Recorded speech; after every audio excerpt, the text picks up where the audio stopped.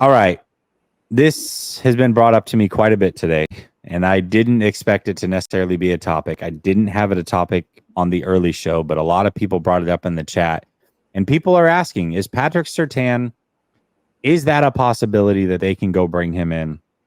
Now let's talk about the situation and why people are bringing this up. So his dad, who was a very good corner in his own right, I remember watching him as a kid for the Miami Dolphins, came out and threw some things out on social media like basically my son deserves better than this, like what's going on in Denver, essentially saying like get him out of here. Now I don't know if that's his son's feelings or if that's just his as a parent and the emotion, I don't know, but it does seem like there's a possibility, at least on the Surtain side of things, where he may want out. Now that doesn't mean he gets traded. And it certainly doesn't mean he gets traded to the 49ers. But I think realistically, to get a Patrick Surtain, if they were willing to shop him, you're going to need bare minimum a first round pick, and you're going to need probably a second round pick, or at the very least a third round pick, maybe one of those compensatory picks or a future pick, what have you. You're not going to get this guy for a third round pick. He's only 23 years old. He's a top 5 corner in the league.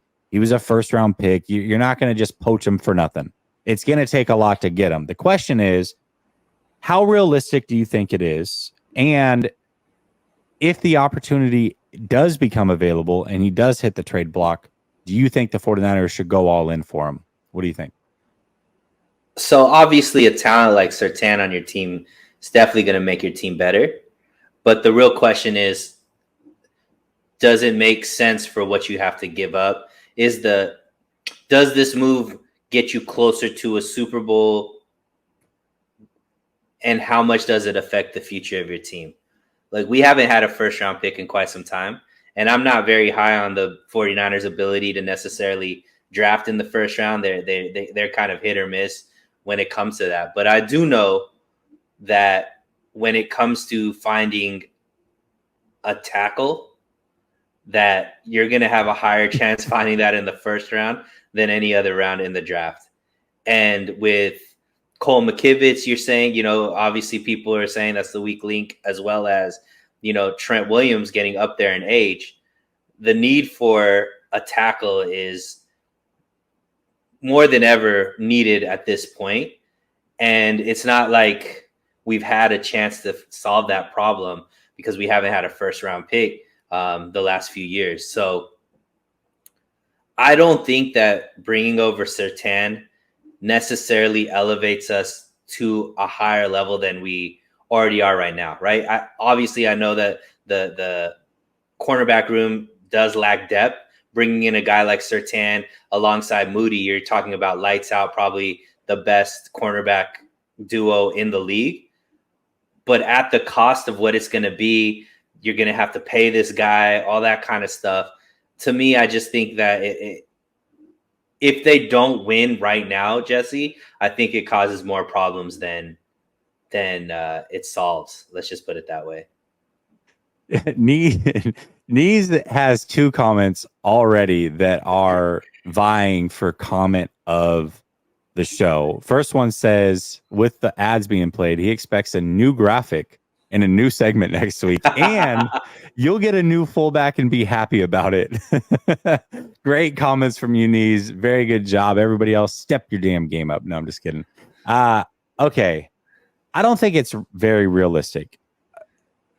From Denver's standpoint, I don't know why you would trade a 23-year-old lockdown corner at all, unless you're getting multiple first-round picks. Somebody would have to really just blow you away with an offer. So I don't foresee them shopping him necessarily.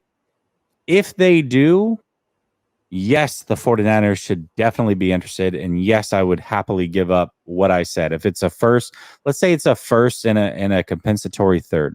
Yep, doing that in a heartbeat. Patrick Surtain on this team right now, it is by far the best team in the NFL.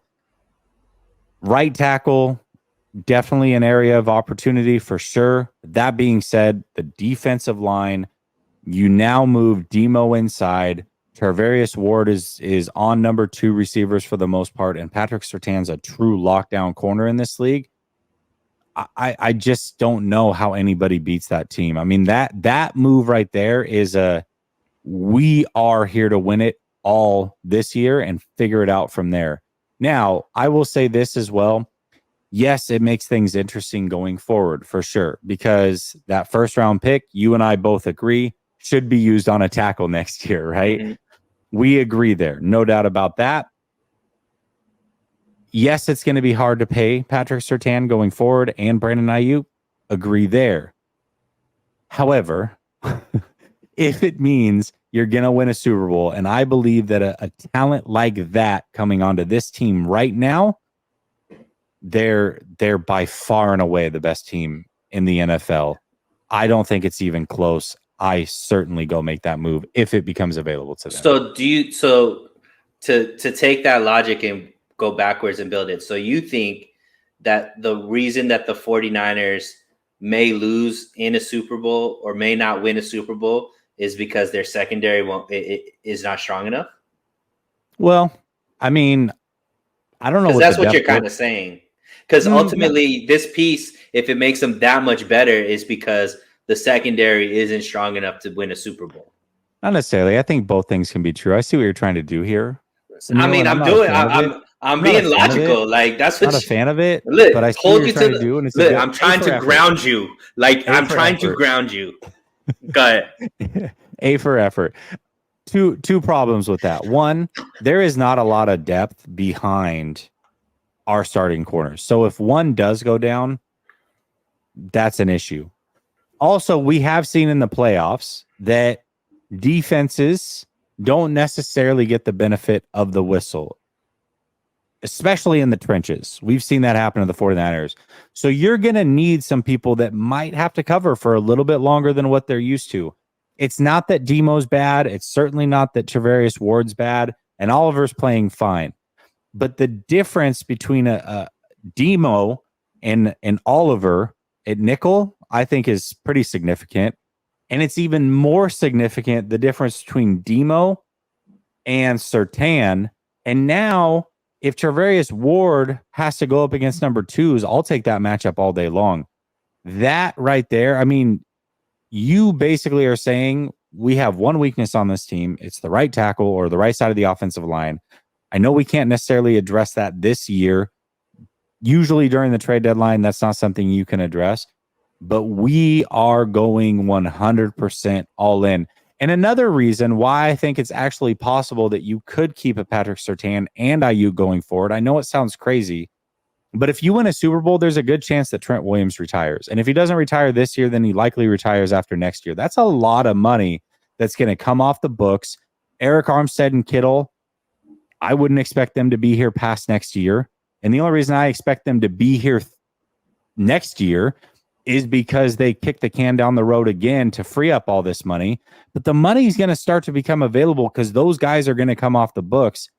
I just think if you can go get a 23-year-old talent who's already a top 5 at worst in the league at his position and is only going to get better, I mean, it's hard to pass on that. It's hard to pass on that is all I'm going to say.